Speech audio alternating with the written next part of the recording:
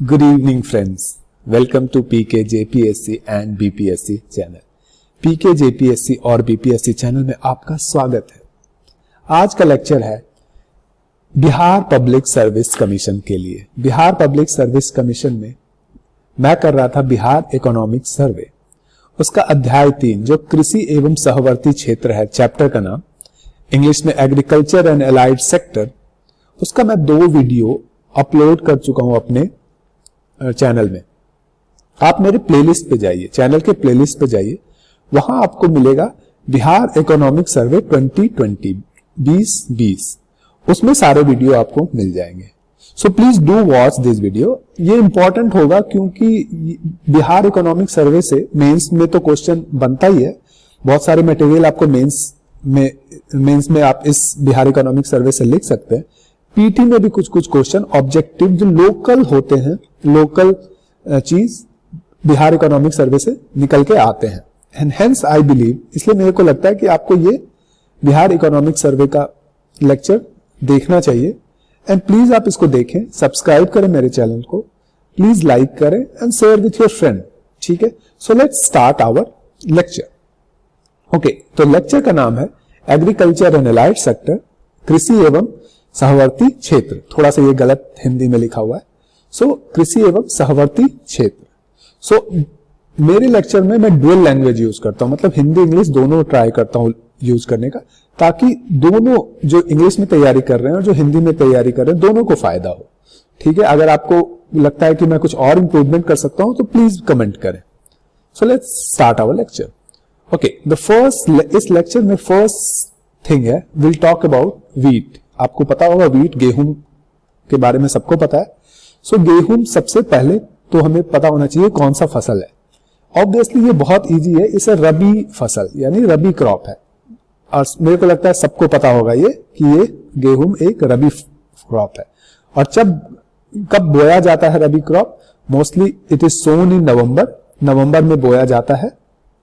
और हार्वेस्ट मतलब कब कटाई की जाती है? इसकी कटाई की जाती है मार्च और अप्रैल के आसपास। ठीक है, ओके, तो सबसे इंपॉर्टेंट क्वेश्चन आपके दिमाग में आ रहा होगा कि सबसे ज्यादा व्हीट यानी गेहूं कहां पैदा होती है बिहार में, बिहार के किस डिस्ट्रिक्ट में? तो रोहतास में 2000, ये जो डेटा है 2017-18 का है, 5.818 लाख टन, 5.18 लाख टन गेहूं पैदा हुआ 2017-18 में। ओके, मुजफ्फरपुर में उसके बाद 3.36 लाख टन यानी 3.36 लाख टन। नेक्स्ट है सीतामढ़ी में 3.21 लाख टन और 3.21 lakh ton. Okay, next question आपके दिमाग में आना चाहिए कि प्रोडक्टिविटी पर हेक्टेयर किस डिस्ट्रिक्ट में सबसे ज्यादा पैदा होती है? तो ये भी मैं आपको बता देता हूं, इंग्लिश हिंदी दोनों में बता देता हूं। उत्पादकता यानी प्रोडक्टिविटी मधेपुरा में 3805 किलोग्राम पर हेक्टेयर की है, और अगर आप बेगूसराय में देखें तो 3775 किलोग्राम पर हेक्टेयर की है, और रोहतास में देखें तो 3680 किलोग्राम पर हेक्टेयर में। सो मधेपुरा में सबसे ज्यादा प्रोडक्टिविटी है। The productivity at in Madhepura is 3805 kilogram per hectare. So अगर इफ दिस क्वेश्चन बीपीएससी पूछता है तो यू शुड नो कि मधेपुरा में सबसे ज्यादा प्रोडक्टिविटी है गेहूं का। Okay, Mecca is a very staple food of Bihar. मतलब बहुत सारे फूड हैं, उसमें एक प्रधान फसल है, और मक्का जो है फूड है तो है ही, मतलब हम लोग खाने के ऐसा यूज करते हैं, साथ साथ चारे की फसल भी है। अगर आप जानते होंगे तो यूनाइटेड स्टेट ऑफ अमेरिका में तो एक्चुअली मक्का को चारे का ही फसल बोला जाता है, खाया नहीं जाता है मोस्टली, लेकिन Indians do eat makka. Okay, so हम लोग को ये पता होना चाहिए कि मक्के का प्रोडक्टिविटी सबसे ज्यादा कहां पे है। तो पूर्णिया डिस्ट्रिक्ट में 9188 किलोग्राम, और अगर हिंदी में बोलो तो 9188 किलोग्राम पर हेक्टेयर है। ओके, नेक्स्ट मैं भोजपुर का आपको बताता हूं। भोजपुर में है 1378 किलोग्राम पर हेक्टेयर, जो कि एक्चुअली सबसे कम है बिहार में। सबसे ज्यादा है पूर्णिया का और सबसे कम है भोजपुर का। ओके, लेकिन कौन सा जिला सबसे ज्यादा प्रोडक्शन करता है? तो कटिहार में सबसे ज्यादा प्रोडक्शन होता है, 4.76 लाख टन पूर्णिया उसके बाद आता है 3.44 लाख टन, एंड अररिया उसके बाद आता है 3.28 लाख टन। ठीक है, तो शीर्ष मक्का उत्पादक राज्य कटिहार 4.76 लाख टन, पूर्णिया 3.44 लाख टन और Araria 3.28 lakh ton. Okay, let's talk about गन्ना, शुगर केन की बात करते हैं। शुगर केन एक कमर्शियल क्रॉप है। ठीक है, ये बिहार की एक व्यावसायिक फसल है। क्यों व्यावसायिक कमर्शियल फसल क्यों है? क्योंकि शुगर केन से शुगर बनता है और उसके बाद शुगर का यूज होता है in different industry. Sugar industry में इसका यूज होता है, डिफरेंट इंडस्ट्री में यूज होता है। इसके कारण इससे शुगर केन से पैसा आता है, and hence it is a commercial crop of Bihar. Okay, लेकिन याद रखिए शुगर केन एक लेबर इंटेंसिव क्रॉप भी है। मतलब लेबर इंटेंसिव क्रॉप, अगर मैं हिंदी में इसको बोलूं तो श्रम प्रधान फसल भी है। मतलब बहुत सारे लेबरर की जरूरत होती है शुगर केन लगाने में। इसीलिए शुगर केन को बिहार गवर्नमेंट प्रमोट भी करती है, ताकि एटलीस्ट कुछ लेबरर शुगर केन के फार्म में लगेंगे तो उनको कुछ पैसा भी मिलेगा। ओके, लेकिन एक बैड न्यूज भी है। बैड न्यूज ये है कि प्रोडक्टिविटी 2017-18 में एक्चुअली 69.09 टन था, और जो 2018-19 में 60.15, sorry it's not ton, it's lakh ton. ठीक है, लाख टन रह गया। तो ये प्रोडक्टिविटी एक्चुअली घटा है। ठीक है, प्रोडक्टिविटी शुगर केन का घटा है 2017-18 और से 2018-19 में। सो ये एक चिंता का विषय है एक्चुअली। लेकिन अगर आप हाईएस्ट प्रोडक्टिविटी पर हेक्टेयर की देखें तो पटना में सबसे ज्यादा प्रोडक्टिविटी है 84.77 टन पर हेक्टेयर। ओके, और ये बाई मिस्टेक में से मिस्टेक हो गया, यहां पे लाख टन होगा। ठीक है, ओके, ये याद रखिएगा। पटना उच्चतम 84.77 टन प्रति हेक्टेयर प्रोड्यूस करता है शुगर केन, और सबसे कम भागलपुर में प्रोड्यूस होता है 46.14 ton per hectare. Okay, Bhagalpur में न्यूनतम, इसकी प्रोडक्टिविटी सबसे कम है भागलपुर में, सबसे ज्यादा है पटना में। आपको ये इंपॉर्टेंट नहीं है कि फिगर इंपॉर्टेंट नहीं है, बट ये इंपॉर्टेंट हो सकता है कि पटना में प्रोडक्टिविटी सबसे ज्यादा है और उस सबसे कम है भागलपुर में। फिगर उतना ज्यादा इंपॉर्टेंट नहीं है, हालांकि मेंस में के लिए थोड़ा इंपॉर्टेंट हो सकता है। अगर आप फिगर एंड फैक्ट लिखेंगे तो एग्जामिनर जो राइट कॉपी चेक करता है वो खुश हो जाता है। ओके, अगर आप देखें तो पूरे डिस्ट्रिक्ट में, एक वेस्ट चंपारण डिस्ट्रिक्ट है बिहार के 38 जिलों में, एक डिस्ट्रिक्ट है वेस्ट चंपारण, वहां पे 58.3% of total sugar cane Bihar का वही होता है। पश्चिम चंपारण में बिहार के कुल गन्ने का 58.3% होता है। Okay, so as you know कि शुगर केन का जो प्रोडक्शन है कभी बढ़ता है कभी घटता है, इस तरह होता रहता है, फ्लक्चुएशन होता रहता है। तो चीफ मिनिस्टर ऑफ बिहार ने, नीतीश गवर्नमेंट ने निकाला मुख्यमंत्री गन्ना विकास योजना। ओके, इसमें क्या है? इसमें बोलता है कि distribution of subsidized certified seed to farmer. जो सीड होगा, मतलब बीज, गन्ने का बीज, वो सब्सिडाइज रेट में फार्मर यानी किसान को दिया जाएगा। ओके, जैसे सब्सिडी कितनी दी जाएगी? 160 पर क्विंटल जनरल किसान को 160 रुपए पर क्विंटल की सब्सिडी मिलेगी, और 200 रुपए की सब्सिडी मिलेगी शेड्यूल कास्ट, शेड्यूल ट्राइब के किसान को। ठीक है, तो मैं आपको इसको थोड़ा हिंदी में बता देता हूं।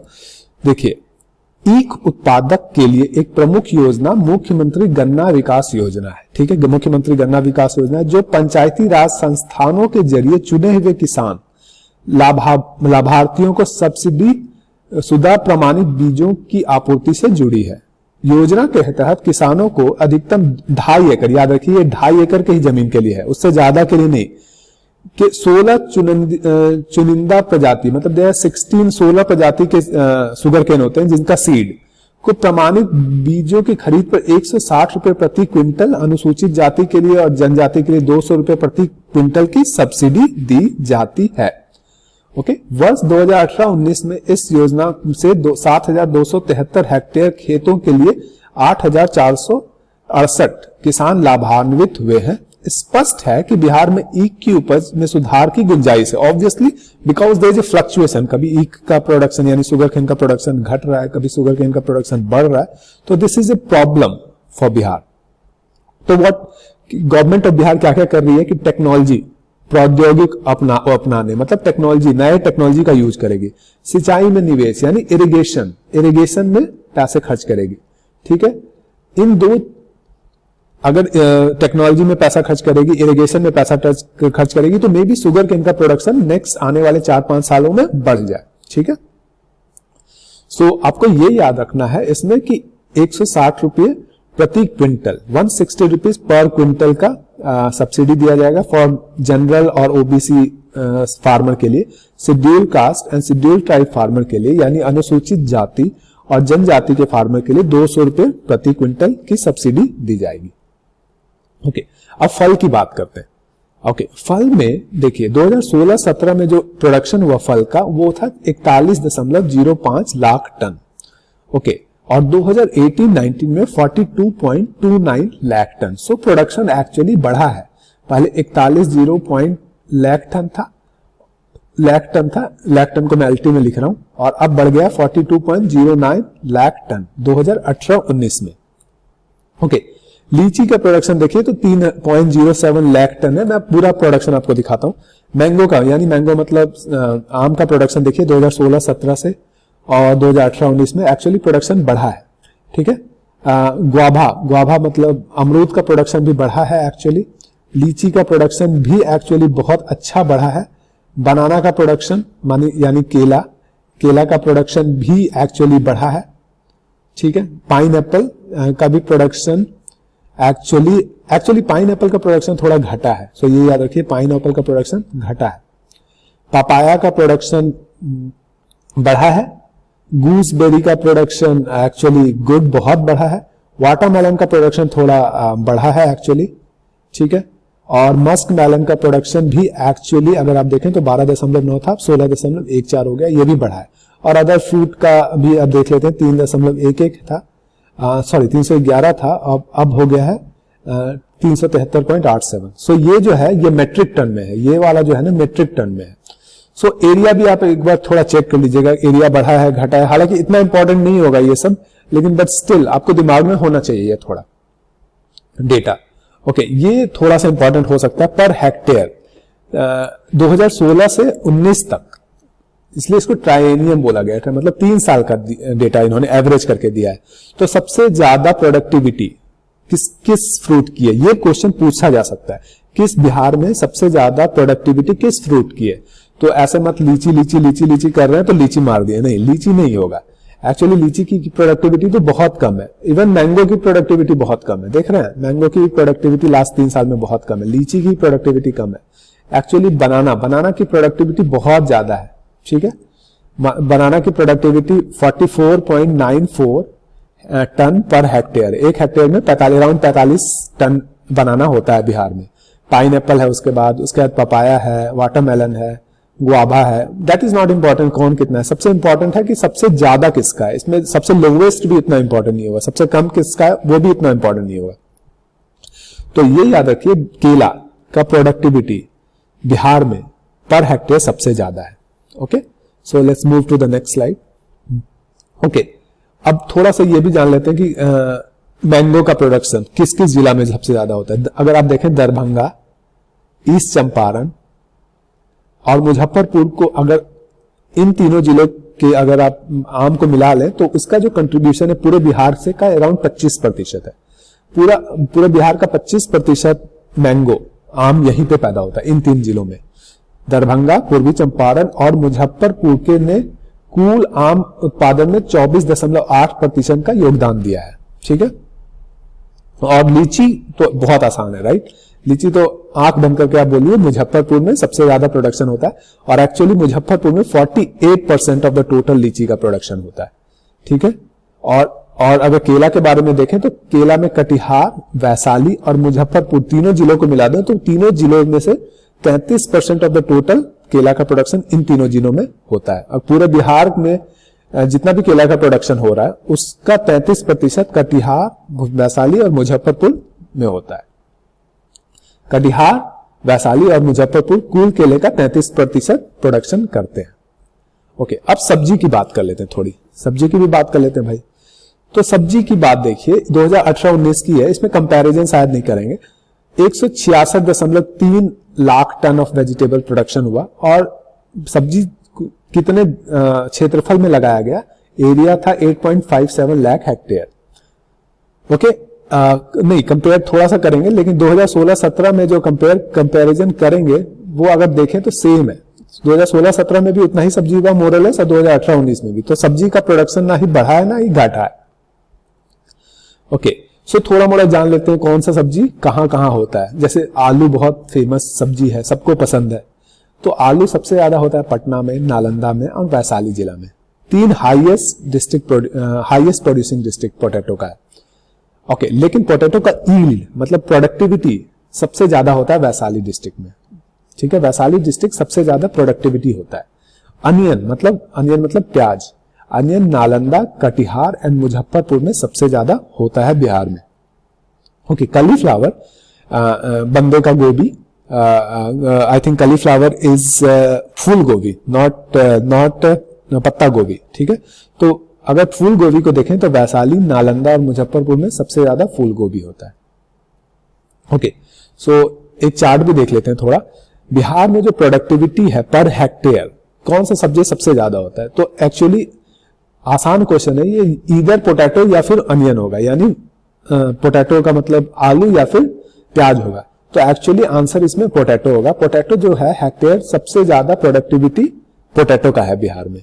ठीक है, सबसे कम पी, लेकिन पी कम वाला उतना इंपॉर्टेंट नहीं है, और भी तो कुछ सब्जी हो सकते हैं। ठीक है, देख लीजिए थोड़े थोड़े पोटैटो मतलब आलू, प्याज, ब्रिंजल का मतलब बैगन, टमाटर, कैबेज इज पत्ता गोभी, बॉटल गोड इज लौकी, कलीफ्लावर इज फूल गोभी, लेडीज फिंगर का मतलब आपको पता ही होगा भिंडी, अन्य अदर्स जितने और हैं सब इसमें आ गए।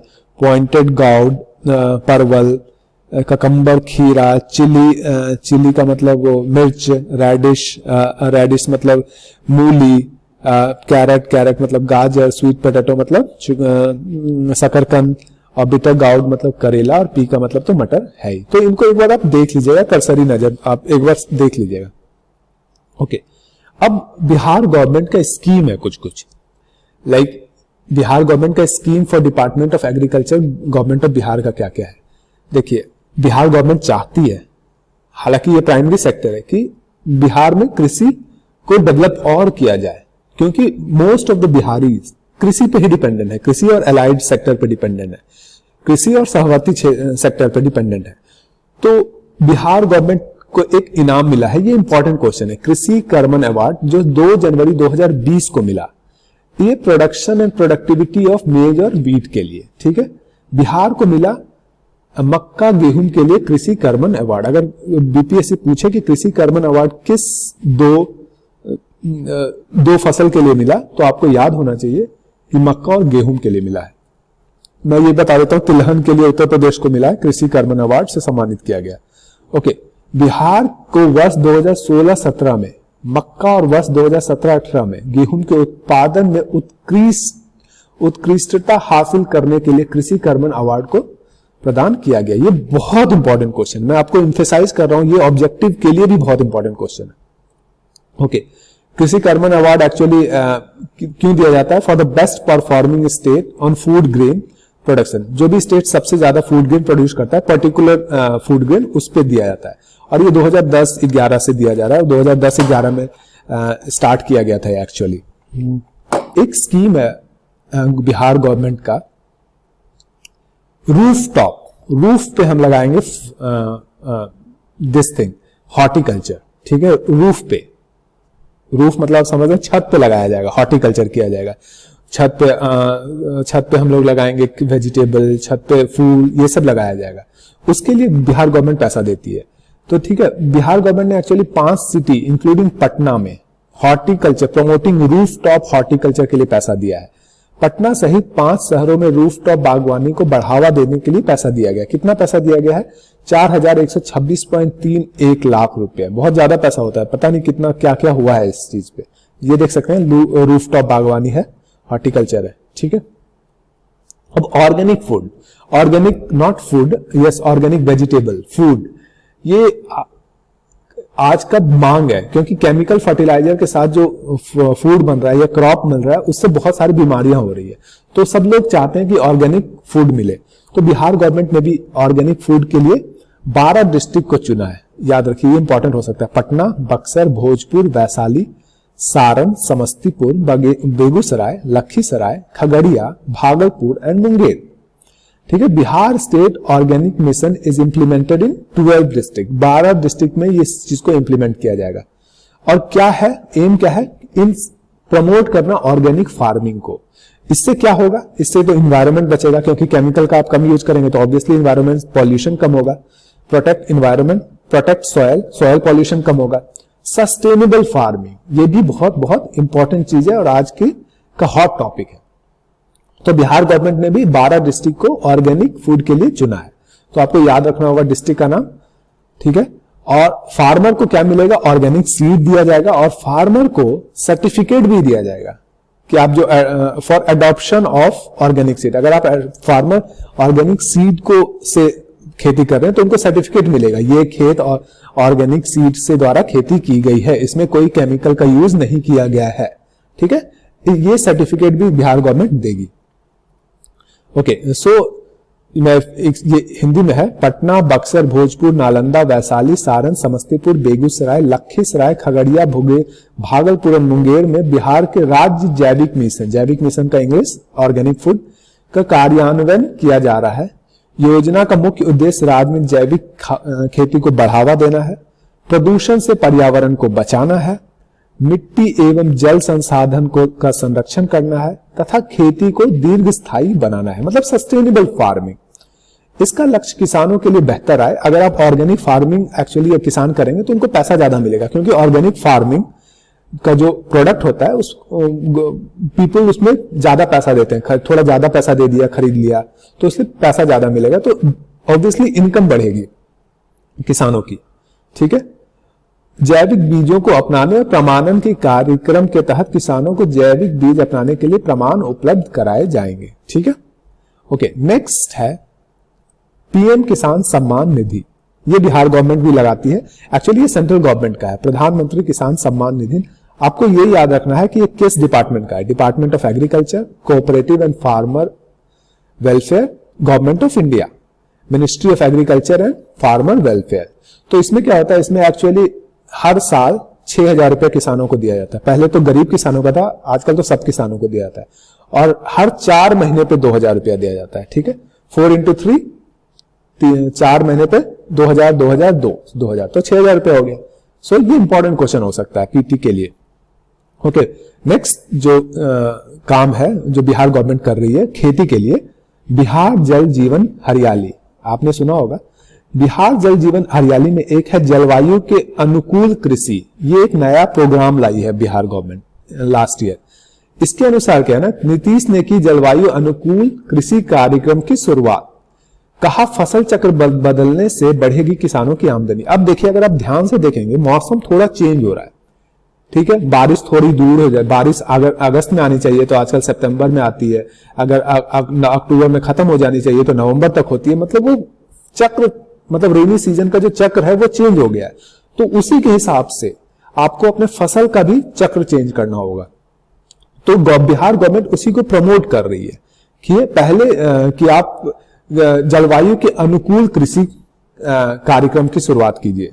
ठीक है, तो पहले ये 8 डिस्ट्रिक्ट में स्टार्ट किया गया है, 8 डिस्ट्रिक्ट के 40 विलेज में, और 5 डिस्ट्रिक्ट पर विलेज। ठीक है, सॉरी 5 विलेज पर डिस्ट्रिक्ट, नॉट 5 डिस्ट्रिक्ट पर विलेज, 5 विलेज पर डिस्ट्रिक्ट। एक डिस्ट्रिक्ट से 5 विलेज को चूज किया जाएगा, तो कितना हुआ, 40 village. Okay, will be develop as a climate resilient village. ठीक है, this is village not silage. Okay, 8 जिलों के 40 गांव में जलवायु अनुकूल खेती की शुरुआत। 60 करोड़ रुपए का खर्च होगा, 60 करोड़ रुपए लगाया जाएगा इस पे। ओके, तो कौन कौन से जिले हैं, we should know, Madhubani, Khagaria, Bhagalpur, Banka, Munger, Nawada, Gaya और नालंदा के 40 गांवों में से नए फसल चक्र के अनुसार होगी खेती। ठीक है, मुख्यमंत्री नीतीश कुमार ने बुधवार को इस योजना की शुरुआत करते हुए कहा कि जलवायु के अनुसार फसल चक्र बदलने से किसानों की आमदनी बढ़ेगी। तो ये बुधवार इज नॉट इंपॉर्टेंट, ये मैंने न्यूज़पेपर से लिया है, जिस समय कहा होगा उस समय न्यूज़पेपर मैंने लिखा था।